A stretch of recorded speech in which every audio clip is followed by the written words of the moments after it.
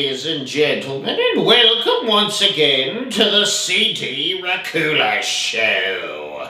We have a great show for you today that will certainly have you scratching at the back door so that you can take a doo-doo outside, because today we're looking at the cult classic 2002 film Dog Soldiers. The premise of this low-budget British horror film is plain and straightforward, and it doesn't spend a lot of time getting right to the point, as you see a young couple get ripped out of the tent and munched on by a couple of werewolves right out of the gate.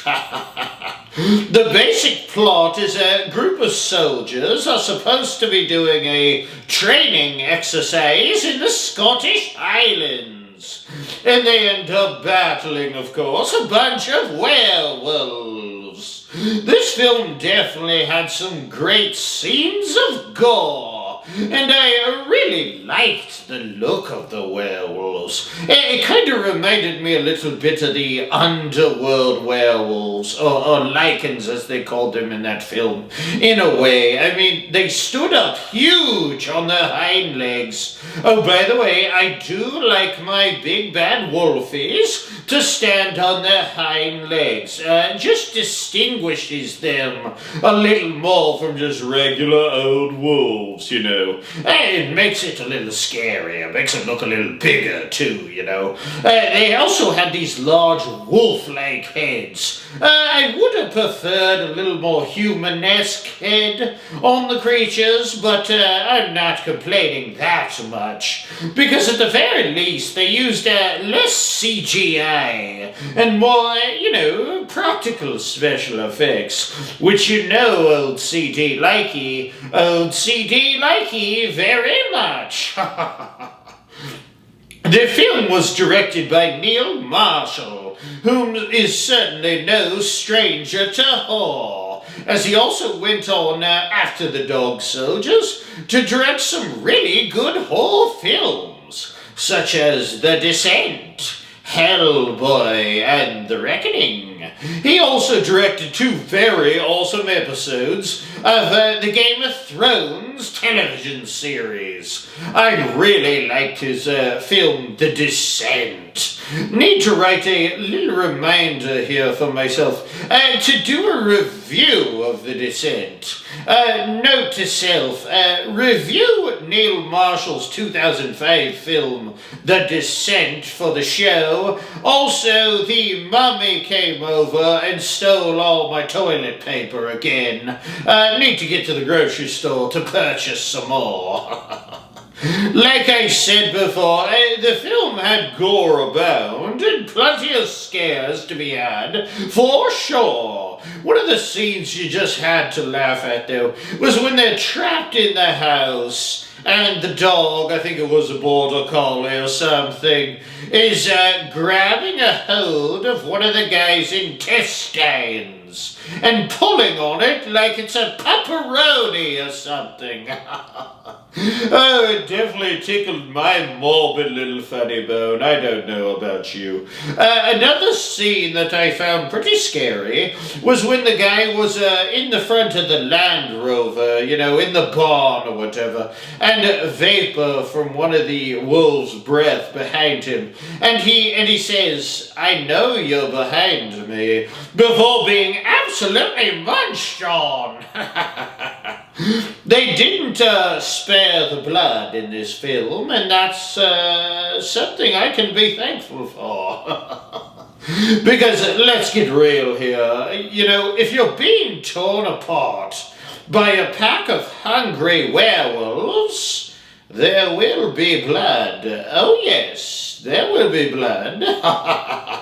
Liam Cunningham was in this film, and he was the bad boy Special Forces Captain Richard Ryan, whose mission was to capture one of the werewolves alive. Good luck with that. But he certainly got more than he bargained for, didn't he? For as he was himself turned into a beast.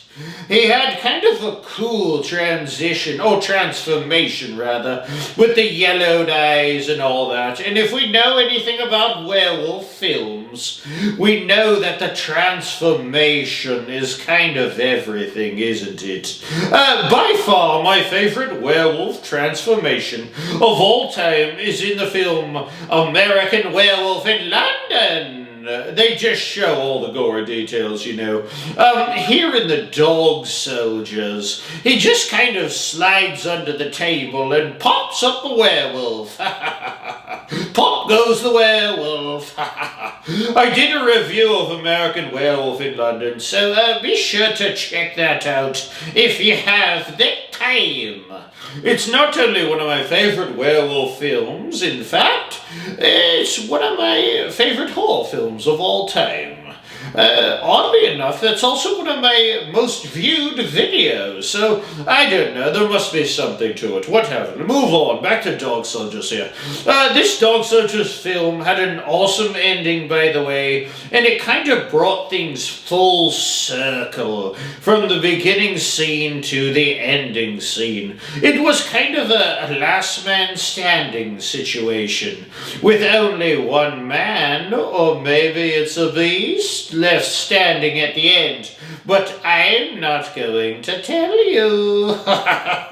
You're going to have to watch it if you want to know who is left standing, rather, atop the mountains of dead bodies left in the wake of this film. I am going to give this film a little above average marks on the old Scarometer, because I did really like it. And it certainly had some spooky parts, no doubt about that. Also, I think it kind of flies underneath the radar a little bit, doesn't it? At least to me, I don't know about you guys. I just think it needs its just deserves. I would like to take this time to thank you for joining me here on the CD Racoola Show, and if you could take your hairy wolf claw out and swipe that subscribe button, I would be just pumped out of my rotten mind. Even just one new subscriber makes my heart skip a beat. Well, I mean, if my undead heart was capable of beating, then it most certainly would skip a beat. You most definitely are going to want to make sure you subscribe so you don't miss the next episode, because I'm going to be looking at I'm going to start looking at the various films in the Conjuring series, starting of course with The Conjuring, duh.